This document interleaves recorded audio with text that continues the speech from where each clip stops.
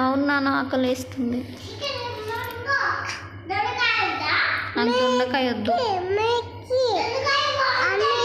బాగుంటుందా? చెయ్యి నాన్న. నాకు దొండకాయ వద్దు. తెచ్చినావా? Thank you.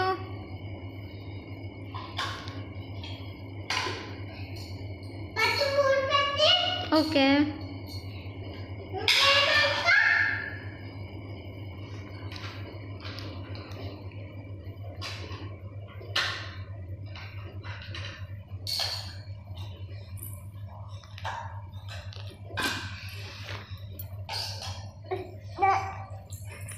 ఆకలేస్తుంది, తొందరగా కంప్లీట్ చేయాలి.